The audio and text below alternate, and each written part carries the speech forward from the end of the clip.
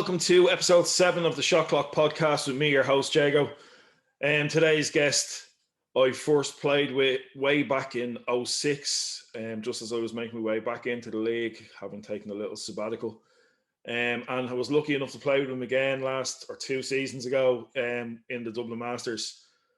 He's become a really good friend over the last couple of years, really good guy.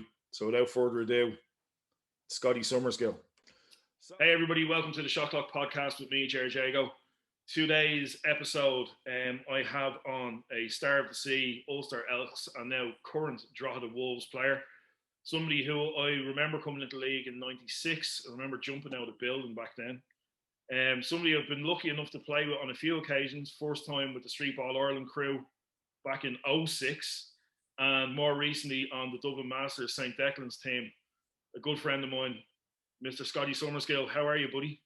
I'm good, thanks. How are you, Jago? How's it going? Man, yeah, I'm good. I'm trying to keep the head above water like everyone else. How's COVID been treating you?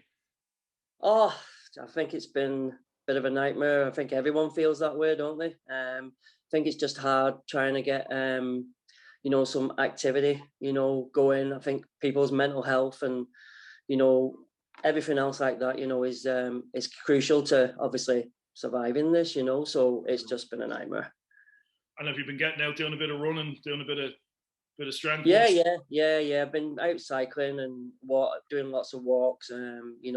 Obviously I can't run as much because I've got dodgy knees, but so yeah, just trying to keep fit, weights in the house and stuff like that there, just trying to keep myself busy and just it's all you can do, isn't it? It is all you can do, unfortunately. So you started back, as I said, summer of '96. You came into Star of the Sea. Yeah. But let's go back before then. Who, what, or why inspired you to pick up a basketball for the very first time? Well, mine's a bit of a kind of long story. Not a long story, but it's a kind of. I didn't start basketball till I was 18. So I played soccer during that time. Okay. It was actually a friend of mine, Paul Cartwright, who I know really well still. We actually just went to a sports centre and we saw there was a game on, and we actually went in to watch Oldham Celtics play. And once we got in and started watching, the pair of us turned around and just said, I want to play this sport. So game finished, we were all excited. Just a massive buzz. Soccer it just completely gone. I didn't want to do it anymore. And I just kind of thought, let's give this, my full attention, which obviously, that summer I went to camps, basketball camps, tried to get better every day, was playing every day outside, so yeah, that was kind of my stepping stone, to getting into basketball. Well, so late bloomer. Yeah, oh yeah. Oh, yeah, but if you put your mind to it, you can do anything, don't they say? Absolutely. So yeah, just kept going to Oldham Celtics basketball games. A good friend of mine too, I got the pleasure to play with. John Alston was playing. He'd come to camps, and you get a lot of education off him of basketball. And I joined a team, Salem 69 as they were called back in the day. Ended up joining them with a few of the other friends, and it kind of kicked off from there. So I eventually got my chance. I think it was about a year after an Oldham Celtics camp, and the coach, Kevin Johnson at the time, he invited me to a training session. So I went to my first training session and it just took off from there. I wasn't going to, let myself down or anything like that there. I went into the gym, training with Kevin, Wendell Francis at the time, the two Americans, and, it was kind of like a boom, if I can say, our trainings were Tuesdays and Thursdays, but we'd have an hour and a half aerobics first before we trained afterwards. It was mental, but I loved it, that kind of way. We did that for the whole year. So I kind of sat on the bench for 3 years, learning, training, everything else, learning from John Alston, learning from the Americans, learning from the players around me. But I didn't say I'm not going to not play, I was going to play. So it was a kind of a blessing that this one game, there was an American called Gene Waldron from Leicester. I think it was Leicester Riders at the time. I ended up marking him. Now, as you well know, I'm not so good on my defense, but I managed to stop this all-star American to 13 points, and it kind of blew up after that, you know. So yeah, it was kind of them, you know, that I obviously got to rise, you know. So and how did you get over here? What brought you over this side of the pond? So I met my ex-wife. She came to an actual game, Oldham Celtics game, with a couple of her friends. She actually came over with, I think it was a St. Gall's team, if I'm correct, because they played us in a tournament. You know, like Jared Ryan was playing with them, and a couple of others. You know, I think it was Sean Bell who was the American at that time. So they came over, and the girls came over with them, and it was just kind of a, you know, how we met. It's always a woman, Scottie. We follow the women, don't we? No matter where, it's like let's follow. I'm following her. So the year after, I got a contract with Bury Wildcats. That was my first professional contract. So I spent a year with them, and then, you know, it was kind of in talks, you know, to go over, you know, to move over there, and, you know, to try out. I actually did go over to, you know, to play for St. Gall's, but I ended up going to a training session with Star, and, you know, I ended up, you know, playing for them instead, you know, and then obviously then, you know, the rest is kind of history, you know. Jesus. What an interesting start. I didn't realise you started so late in the game. Like, yeah. I never played basketball in school. Sorry, I tell a lie. I played one game, and I was the worst basketballer ever when I played it. I think it was about 13 or 14. It was kind of that you're playing whether you like it or not, and just got shoved in. I think I was running around like a headless chicken, marking everyone at that point. I can still remember it, actually, you know. So yeah, brilliant. Yeah, brilliant. So your time here in Ireland, you know, a lot of years we started to see, onto Ulster Elks then for a couple of seasons, down to Drogheda now. But over that time, who would you say is your favourite teammate and why? That's a big tough question. I think I've known Javan Dupree, you know, for, you know, when I first he welcomed me, when, you know, like all the players did. He took me under his wing, you know. We were always roommates, you know, that kind of way, you know, and he was always giving me advice.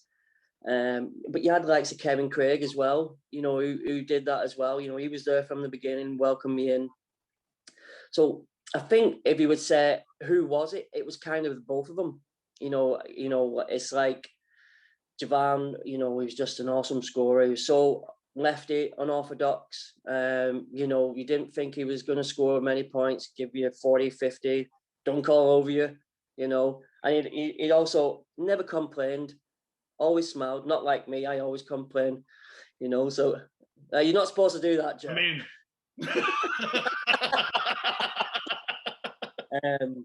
and then you had cool head Kevin, you know. We used to call him Blue Circle Feet. I hope he doesn't watch this, by the way, because he couldn't get a newspaper under his feet. But, you know, his footwork and, you know, his just intelligence was off the scale. So yeah, I'd say if I could pick them two, it would be them two. We'll let you take two, Scottie. We'll let just Oh, thanks. You're very kind. You're very kind. Because it's you.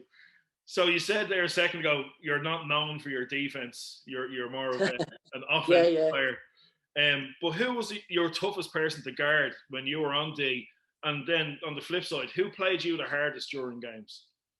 Well, the toughest to guard, and it's not. He was just awkward. It was Shane Coughlin from Blue Demons. Oh my God, he absolutely tortured me. He was so. He just, every time, you know, we try to get a lead in games or anything like that, he'd come back and he'd score on you. He'd do something different. You know, he just, you know, he's very clever too. You know, which is good. But he just, he frustrated the life out of me. You know what I mean? He's one of those players that it's not that you don't hate, or I just didn't like him, not because I just didn't like him because he just always got the better of you, you know. So, you know, fair play to him. You know, he's a great guy too. You know, we still talk. You know, and you know when we see, we'll say hello, which is good. You know, and that's what you normally get. You know, these years. So yeah, he's probably the one that I didn't like guarding the most. You know what I mean? And on the flip side, who D'd you up the toughest? Honestly, I would say, and it's not a kind of a team, but I would say Adrian Fulton. You know, during them years where we won the back-to-back, you know, our training games were harder than our actual games, and he always, you know, he knew before you even moved where you could be, you know, and you know, he's just the smartest guard I've probably played against and with, you know. So I would say it would be him. Because look, I'm a firm believer that if your practice sessions are the hardest thing you're coming up against, every game after that is easy. And if you're matching up, like my go-to, Rob Keane that plays with both of us in the Masters. Yeah. 3-time Sprite Cup winner with Denny. He was the guy who was put on to guard the Americans. That's who my competition was in practice. Night in, night out. And he just made you a better player because you go out against somebody else and you go, thank God it's not Rob Garden. That's right, yeah. It just made it easy. So if you're coming up against Fulty night in, night out. Oh, he's gonna make you better, you know, he's gonna push you, you know. Who else? You know, and to be fair, you know, Scott Kinnavan as well. He was very good, you know. You know, I like playing against him. Talks a lot of trash sometimes, you know, underneath his breath. But you know, he was. You could pick a whole list out. But if I could pick, you know, who made me better, you know, who it was Fulty like. Right answer, fantastic answer. So basketball players were notoriously superstitious. Pre-game routines, post-game routines. Have you any superstitions, and do you still stick with them? I don't really, to be honest. Now, I would probably wear the same cycling shorts back in the day. Like I would never, you know, it'd always be the same pair, you know, and until you know maybe the same. Maybe the same socks, you know, but not anything really. You know, I normally bless myself when I come out of the changing rooms would be a big one. But you know, don't wear the same socks where they smell for about 6 years, you know, like some people do. And probably Gareth Maguire was one of them. You know, so yeah. And just another thing, your favorite shoes, if you could call any company in the world and say, I want a Scottie Summersgill PE edition of this shoe for the rest of my life, what's your go-to shoe? Reebok pumps. Do you remember the pumps when you used to pump them at the? Yeah, was it the Omnis that D Brown wore in the 90s? D Brown ones, yeah, D Brown. The 91 dunk competition. Yeah. Yeah, that's it. Yeah. I love them shoes, so I did. And also, you remember the Scottie Pippen ones? Yes. Yeah, I love them too. I had a pair of them. Flights, were they the flights? Yeah. I think so, was it? They had the signs on the just on the side of the shoe. Can't remember what they were called though, but I love them too.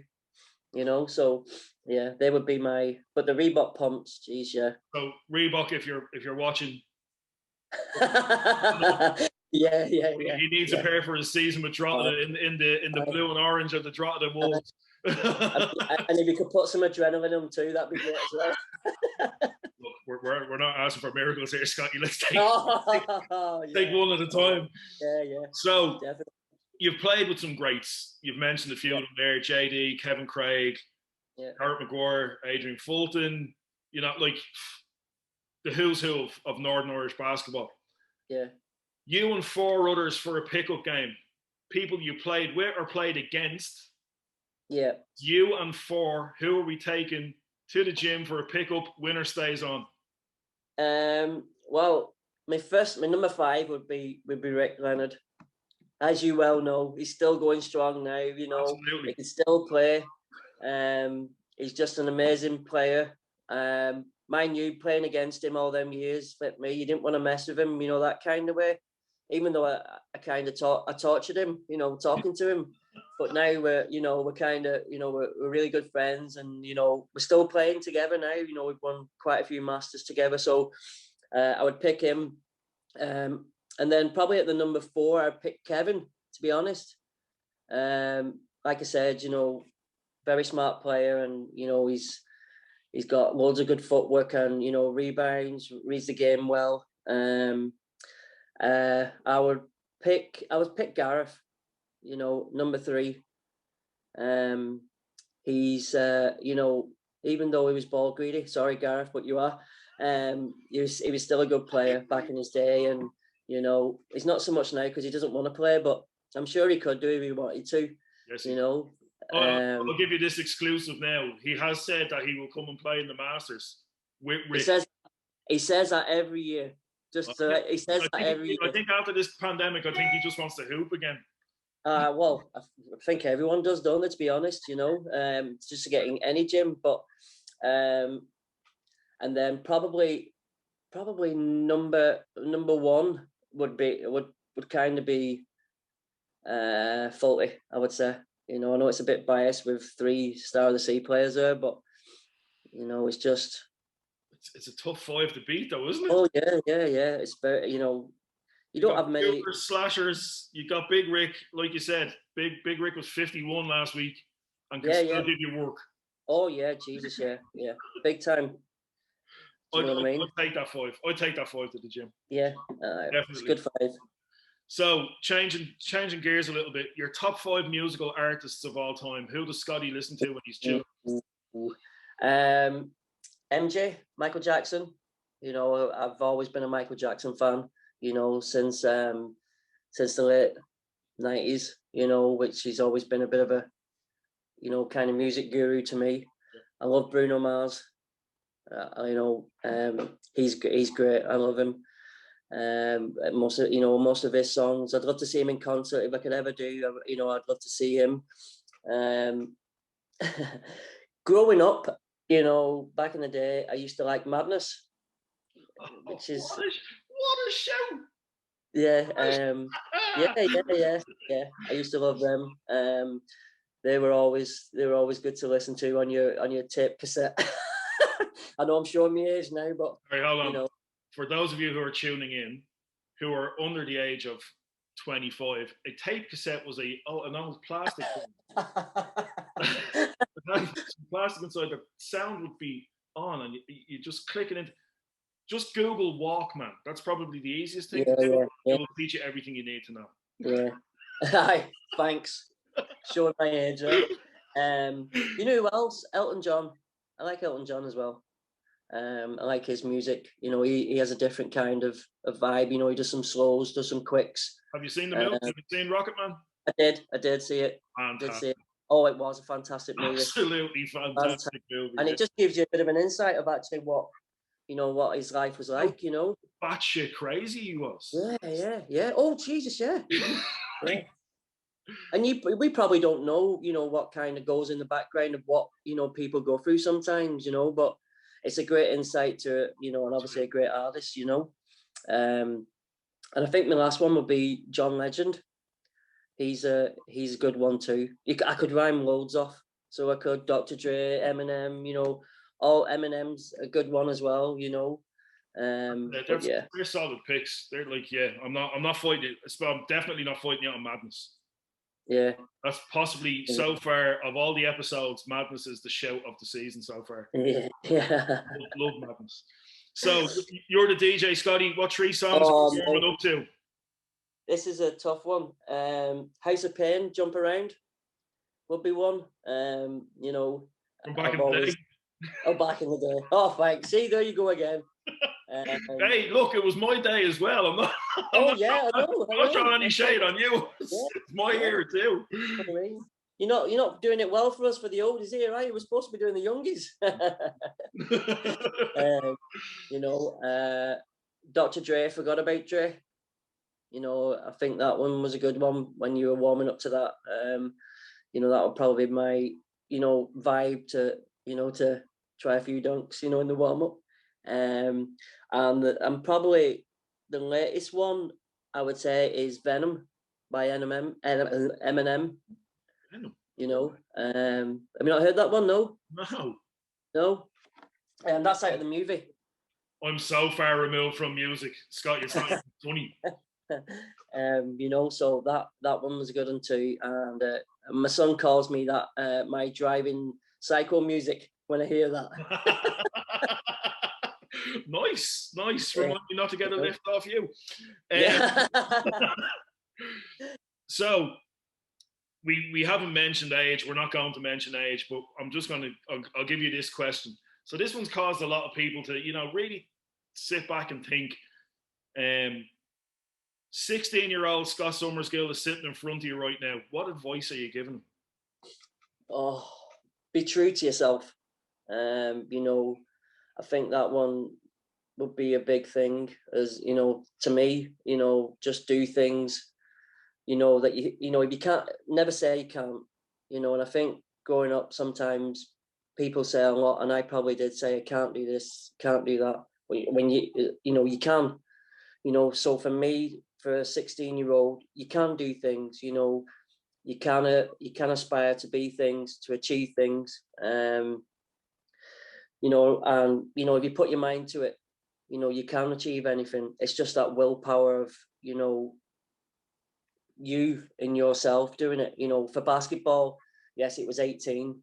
And when you start in that, and people, you're always going to get people that try and turn it around and say you're not good enough, you're too small. I've had that for years. You're too small. You don't play basketball, but you just prove it. You prove them wrong.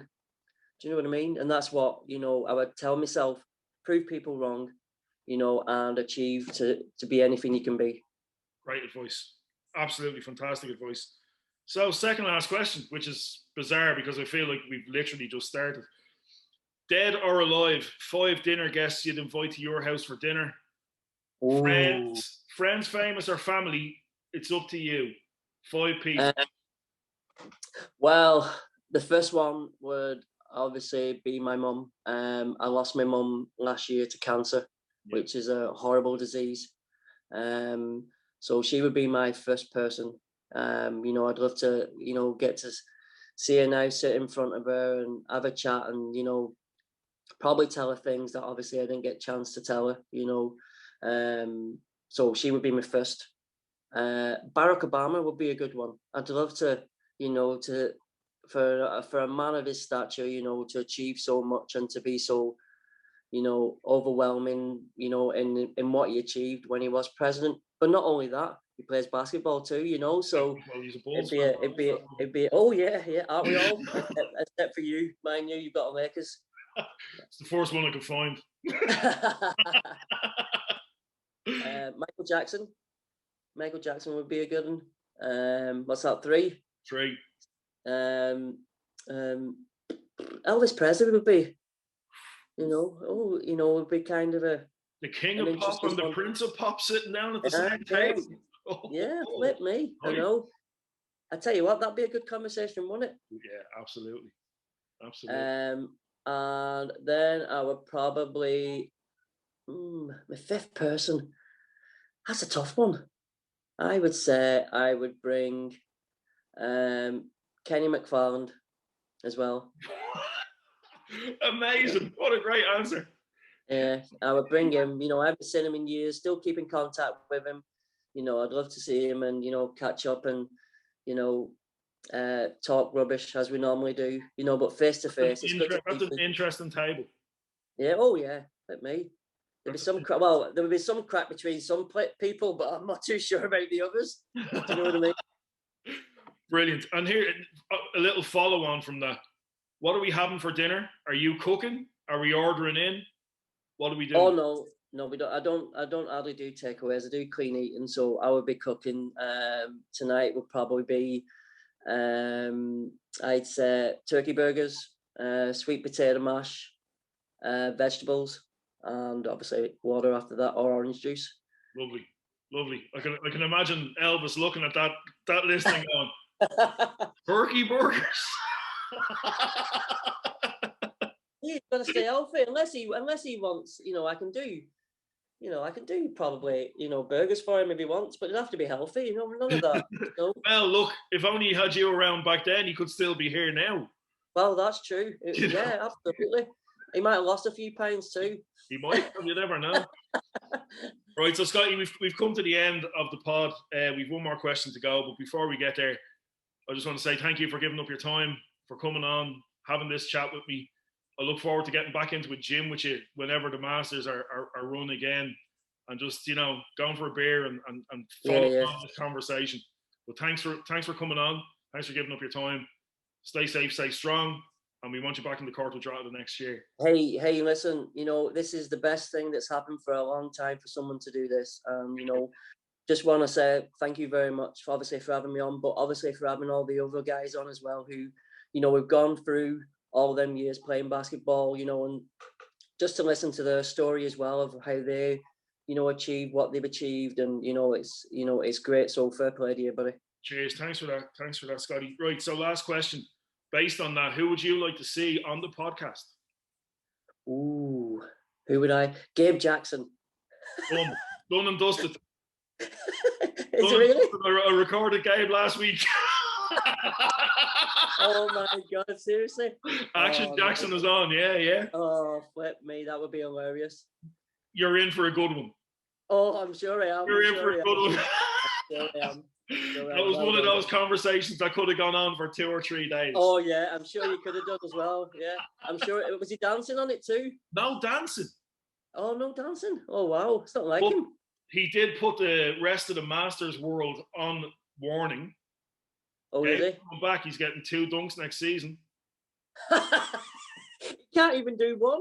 Well, he's looking sharp. He's looking. Sure, he looked sharp 2 years ago, didn't he? He looked sharp then. Yeah, but look, here's another shout out. So Reebok, we need some shoes for Scottie.